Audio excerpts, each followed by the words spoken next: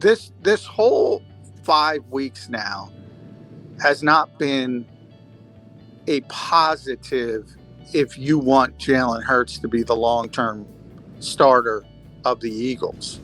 And I'm not talking about the play on the field.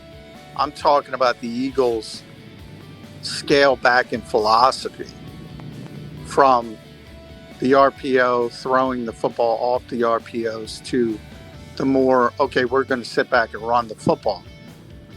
That tells me right off the bat, they're saying, we put too much on this kid's plate. We got to scale it back.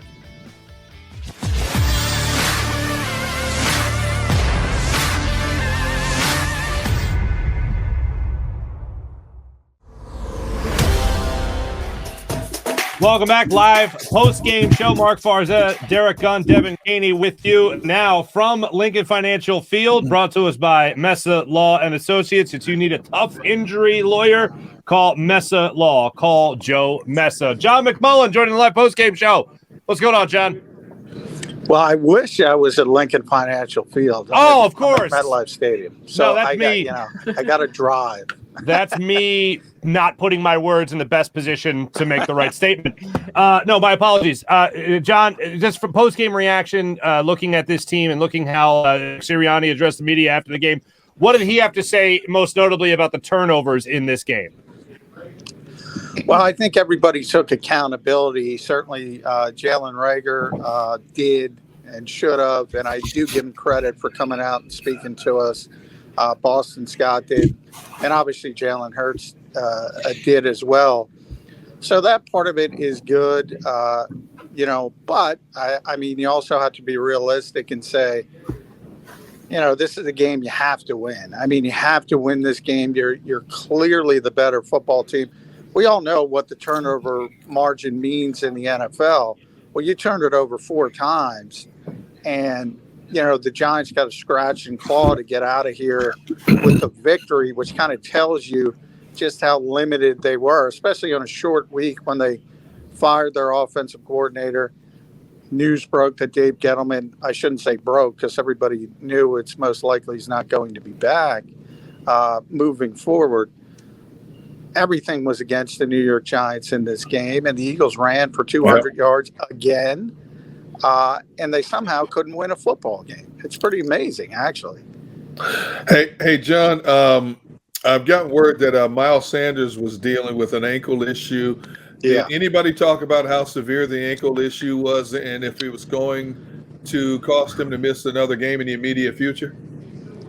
Well, he definitely, obviously, late in the game, he tried to come back in. He tweaked his ankle on that big run, and I think everybody was like, "You give it to Miles," and I got a lot of that on Twitter. Then you forget about him. Yeah. They didn't forget about him. He was banged up. You could see him on the sidelines trying to get that ankle loose. And he came back in, I think, for one run, and then he was pretty much out. Mm-hmm. So Nick mentioned it and said he'll have more information tomorrow. But, yeah, clearly they had to go to Boston Scott. They had to go to Kenny Gainwell. And, they were still effective. Kenny was effective as a receiver on that final drive. And Boston was effective running the ball. He got the touchdown, but he had the fumble. I mean, he had broken on that play, and there was some green in front of him, and he just kind of lost focus, and the football came out. And, it was just one of those days, is what Jalen Hurts described. It really was. It was one of those days where nothing was going right, and it looked at the very end they'd be able to pull it out because of the opponent, and then all of a sudden Jalen Reagor pops up and drops the football twice. It's pretty amazing. Did you guys get to talk to Reagor? Yeah, we did, and like I said, I give Jalen Reagor a lot of credit for coming out and speaking after that type of game and after that type of circumstance, because he could use the limitations to his advantage and not want to speak, but he wanted to talk to us. He came out and he took accountability for it and dropping the football. And again, it's good. You give somebody a check mark for that, but we all know, I mean, this game is about you're graded on your productivity. That's it. it's a vicious game in that kind of mentality, because either you produce in this league or you don't produce. And right now, Jalen Reagor's not producing, and he had an opportunity to be a hero in this particular game, and he couldn't get it done again. Mm-hmm. A lot of people are putting the loss on Jalen Reagor, and my opinion is like, yeah, he should have caught those balls, but it shouldn't have come down to that. You know, this game was just mistake after mistake after bad play. So what we were just discussing is, you know, who does it fall on? And I'm curious to get your opinion on who do you think is, I know you can't just blame one person for a loss like this, but who do you think most of that responsibility falls on?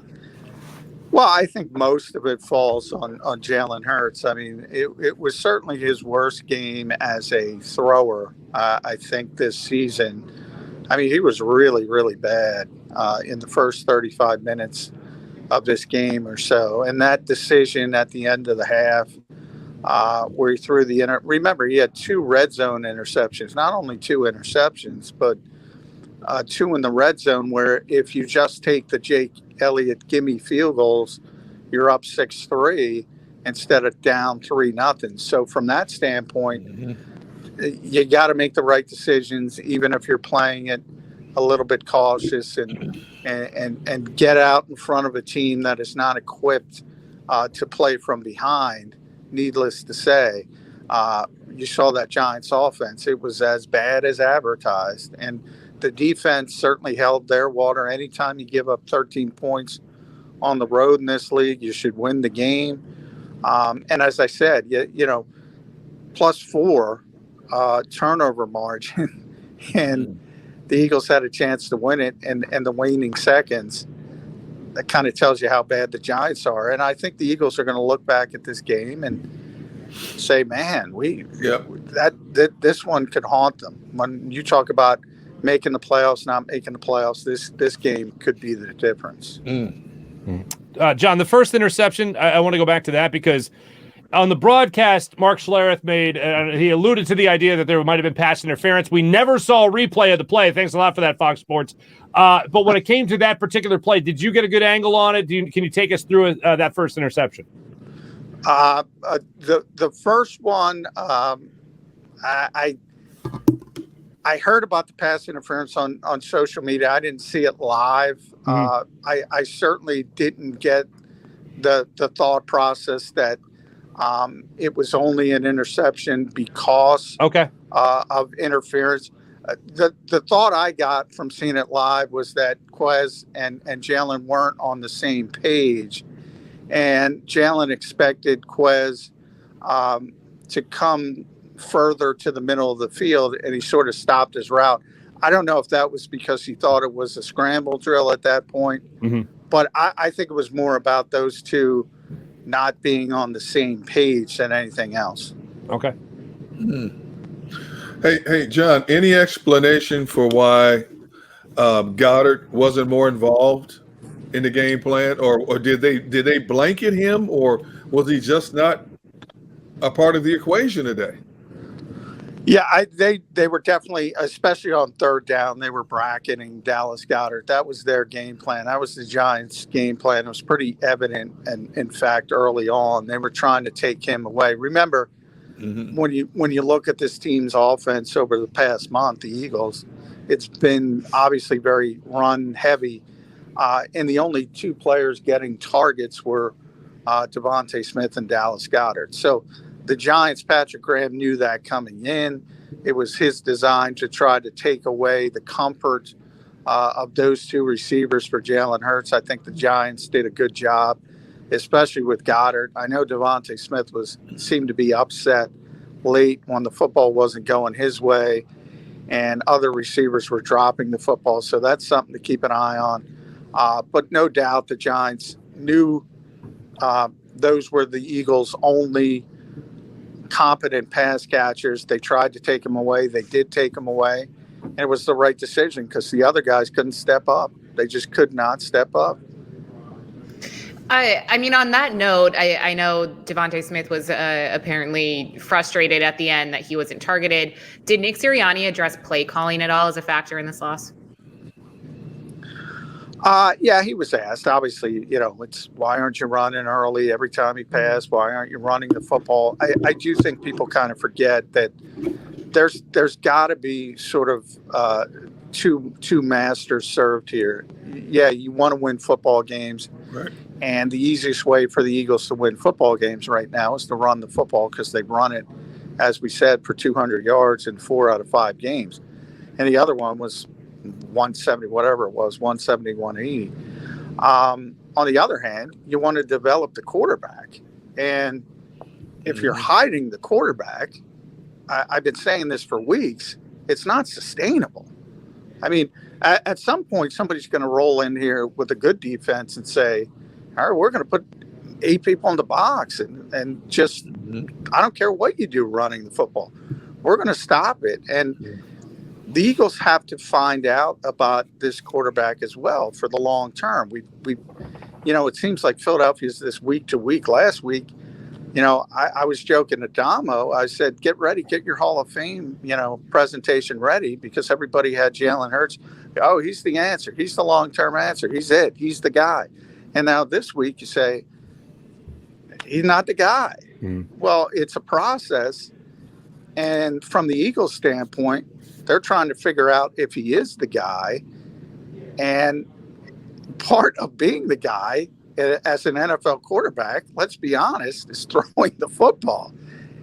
I mean, as much success as they have had running the football, I say this and people hate it, and that's fine. It is, the margin of error is so small in this league, in this era, in this environment. If you're just going to say, we're going to run it, we can't pass it. Doesn't mean you can't win a game. Doesn't mean you can't go on a little run like the Eagles did. It means you can't win consistently, though. And you saw today against a really bad football team, you lost the game because you can't throw the football. Early it was the quarterback, late it was the receivers. So everybody had a piece of it. But you got to be able to throw the football to win in this league. Yeah. Yeah, and it looked like, John, that a couple of different points in this game, even going into it, you kind of felt like if you're a defensive coordinator, and if you're an Eagles fan, you had to say to yourself, how do you beat the Eagles? It's make Jalen Hurts throw deep. And really, even in the early goings of this game, it wasn't even him throwing deep down the field, 20, 30 yards down the line of scrimmage or down the line. If you're looking at a early play in this game to Quez Watkins on the outside, it was a comeback route. Jalen Hurts missed the throw. There was another play where Jalen Hurts in the first quarter rolled to his left, had Devontae Smith open down the sideline, misfired to Devontae Smith towards the middle of the field. It was almost picked. The camera actually got a good angle of Devontae Smith looking back at the quarterback, looking back at Jalen Hurts going, like he had this confused look on his face, and I hate reading body language, but that was pretty obvious there. So what I'm saying is, looking at this particular game, it seems like the Giants just said, yeah, go ahead. Beat us with Jalen Hurts throwing the football. We'll give you the short stuff. We'll give you the run game, but beat us down the field, and that's what the Eagles weren't able to do. Yeah, and everybody's obviously going to focus on the interceptions, and obviously that was a bad part of it. But there were a lot of bad throws that weren't interceptions, as you mentioned, Mark, and those are throws you have to complete. And when I say the bad stuff, I want to also say the good stuff. I don't usually, when quarterbacks play like that in a game, they're mentally shot by 40 minutes into the game. They're not coming back. And Jalen Hurts is out there after a bad punt. The Giants gave the Eagles another opportunity, and he somehow plays his best football in the last minute, and he puts the football right on Jalen Reagor twice, and he's unable to come up with it either time. That part I give him a ton of credit for, because he's just got this weird ability, and I call it a weird ability, to forget. He's almost like a great corner playing quarterback, to forget all the bad stuff and just go out there and play and keep playing and keep chugging along. And that's why that's one of the reasons he's been so difficult for other teams to deal with, because the Carolina game was another perfect example. He did not play well. That was probably his worst game besides this game. Right. And he was the same thing. In the fourth quarter, he's out there making plays. And in that game, the Eagles were able to come back and win. In this game, they came up a little bit short. Hey, John, you surprised the Eagles weren't able to get even more pressure on Daniel Jones? I mean, the way Daniel Jones likes to serve up turnovers, I'm a little surprised they didn't get him on the ground more or rattle him more. Well, I mean, I look at this defense, and I get it. I mean, they're playing a scheme that's not designed to generate a high number of sacks. And I always use this town's used to Jim Swartz and the wide nine and Jim Washburn and back to Jim Johnson and just go get the quarterback, hell's bells. And they like that. And now they're preaching a more disciplined pass rush. That's about, really quarterback hurries and quarterback pressures in making sure the quarterback, especially a quarterback with mobility like Daniel Jones, doesn't get loose to make those extend, similar things to what Jalen Hurts does to opponents. So it's not as sexy, but I mean, they gave up 13 points and the Giants and the Giants offense was woefully ineffective for most of this game. I can't even look at the defensive side in this one. Yeah, I mean, we were discussing that because I know Jonathan Gannon has constantly been a topic of debate. I'm not all in on him yet, but I think our offense's performance and Nick Sirianni's play calling kind of takes the attention away from this game. But I mean, I know you are and have been, pro Gannon. I've seen some criticism of his conservative defense this game. So are you overall okay with how our defense performed? Well, today I was, not at times. I do think they play too much zone at times, especially against quarterbacks that have a reputation. I think at times they've given too much deference to players like Tom Brady and Patrick Mahomes and say, oh, well, those guys are too good. We're not going to go after them. And I think you can't go into things with a defeatist mindset. But I don't think they played that way against lesser quarterbacks. Daniel Jones being one of them. Derek Barnett had a really good game. People are not going to want to hear that. He had a really good game. Oh, he did. Today. He did.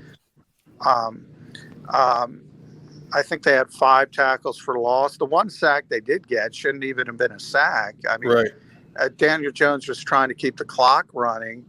And he could have just thrown it away. He was outside of the pocket, but he took the sack on purpose. So, I mean, to me, it's not about sacks because you can look at it. You're not going to look at the context of that. And you're going to say, oh, Javon Hargrave got a sack. Well, is that meaningful? Or is it more meaningful for Derek Barnett to kill a drive with a 13-yard tackle for loss, which he did early in the game on a first down? I mean, just killed a drive. So what's more important? To me, it's pretty easy to know one's more important than the other. But again, people will pick up the box score tomorrow and see, well, Hargrave had a sack and Barnett didn't. And they don't give out game balls for losses. But if they did, Derek Barnett would be getting one on the defensive side. Isn't that weird to hear that? Derek Barnett, a game ball. Instead of somebody saying, he already got one, Deacon. He got one in Denver, by the way. I know, but instead of defensive game ball. But instead of somebody saying take a ball and throw it at Derek Barnett, we're talking about Derek Barnett will get a game ball.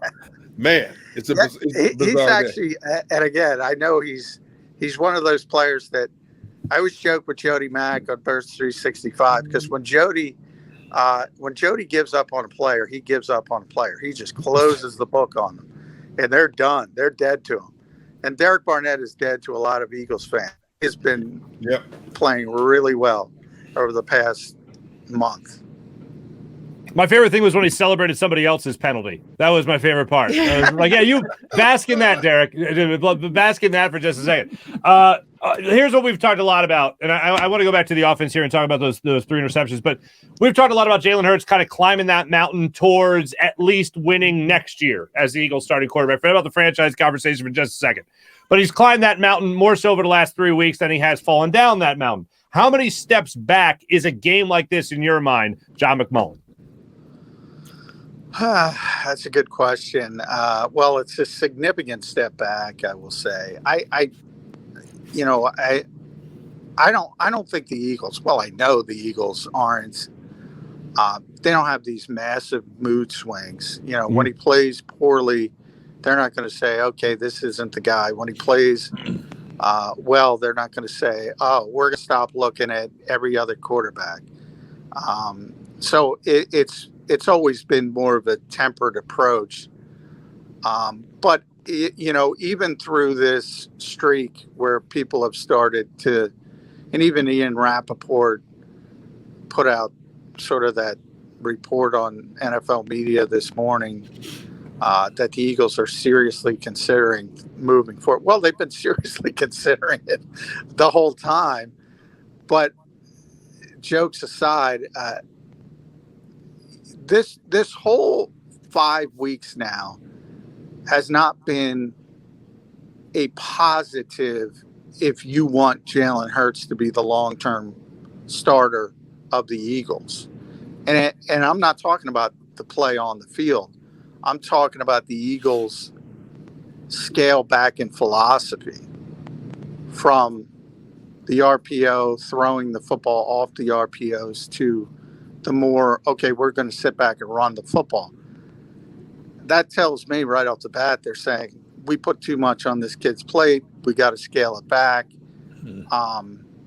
So it's counterintuitive to say success on the field is negative to Jalen Hurts for the long term, but it's negative to Jalen Hurts in the long term. They tried to expand things today again and get a little bit more of the passing involved early, and it didn't work. Mm-hmm. So that's unfortunate, though, when you're looking at the last 4 or 5 weeks, when you're talking about a team winning, 3 of 4, it's actually counting against the quarterback because he's not the star of the show, in other words. Well, it's in other words, I'm talking long-term here. Right. No, I understand, There's two different, obviously, Nick Sirianni also wants to beat the Giants today, wants to beat the Jets next week. That's his most important goal. And he's utilizing the strengths of the quarterback he has right now. But Howie Roseman has a different job, and Howie Roseman is talking to Nick Sirianni constantly, so he knows what Nick is trying to do. And Nick is trying to win games the best way he can, and the best way he can is to take advantage of Jalen's running ability and limit the passing as much as possible. I think the hope was that some of the success over the prior weeks would sort of bolster the confidence. You start to feel better about yourself. And maybe you can start expanding things again. And maybe they can. There's 5 weeks to go. Today, against a bad football team, it didn't work. Hey, John, let's just look down the road for the fun of it. Let's say somehow, some way, the Eagles find a way to lose to the lowly Jets 7 days from today. Can you imagine the media contingent and the fan base in this city if that happens in a span of 7 days? Yeah, that would obviously not be good. The Jets are, but you know what? I think the Jets are going to be better than the Giants. I mean, this Giants. It's crazy as it sounds, yes. Yeah. I mean, this team was, I never had a doubt the Eagles were going to win this game until the final second clicked off. Until the 4th and 10, I thought they were going to win the game. As poorly as they played, because the Giants were that ineffective, they were unable to do much at all offensively. It truly was early in the season, the Eagles would use that, well, we're shooting ourselves in the foot excuse all the time. Today was real. Today it wasn't, we're shooting ourselves in the foot against the Super Bowl champions or the AFC champions who in reality just kicked the you-know-what out of you. This was, they shot themselves in the foot. They lost the game. The Giants didn't win the game. Well, so I'm curious to get your thoughts, Sean, on if you think that this game was, and you may have just alluded to it, a fluke, and if we can get it back, get back to at least our somewhat winning ways. Not that we ever had too many to begin with this season, but or if you think that this is a bad omen and the Eagles are, I'm seeing some comments from our viewers saying the Eagles are going to lose out now for the rest of the season. Oh, You think it's looking that bleak? How did they go from winning out to losing out? No, It's Philadelphia. I don't know. Yeah, they're gonna beat the Jets next week. They're gonna beat the Giants coming off the bye. I still think the Washington football team, I guess Washington is first off the bye, then the Giants in the rematch. To me, the two games against Washington are the games that will probably decide which one of those teams has a chance to be in the conversation, to be in that 7th playoff spot in the NFC. No, they're not going to lose out. They're going to beat the Jets. They're going to beat the Giants when they come to Lincoln Financial Field. And we'll see how they do against Washington. I don't think this is a playoff team. I never thought this was a playoff team. And I don't think that's surprised people. I don't know if I could take any more optimism saying they're not going to lose out. I really can't after a loss like this. John McMullen reporting live from MetLife Stadium. That's in North Jersey for those people that need to know that, like myself. He is brought to us by Mesa Law and Associates. Need a tough injury lawyer, call Joe Mesa. John McMullen, thank you so much, my friend. Much appreciated. Hey, thank you. Appreciate it. John McMullen joining us right there, giving us all the latest on the Eagles post-game reaction, as well as what we're thinking of Jalen Hurts going forward. And let's just remember this. The Eagles will not lose out. I'm going to go ahead. I'm going to guarantee that, folks. The Eagles will not lose out. We'll react more so to this unfortunate Eagles loss. What do you got? You think they'll lose out, D-Gun? No. I'm just saying it's funny that we're even talking about this right now. Okay, I'm sorry, guys. I'm sorry. It's not my opinion. It was just a lot of comments I was seeing. Okay. It was floated out there. It was floated out there in the comments. Devin, you talked about it, and you're right to talk about it because that's what the people are saying. It's just up to us to go, all right, let's just pump the brakes on that. They're going to beat the Jets. Right. We're all going to feel a lot better about ourselves. And then they're going to go on with the rest of the NFC East and hopefully be able to handle their business in that regard. Do want to tell you, of course, live post-game show on JAKIB Media YouTube channel as well as 6abc.com is presented by Ocean Casino Resort. Go for the live show. Go for the win. We'll react a little bit more to this Eagles loss coming up in a few.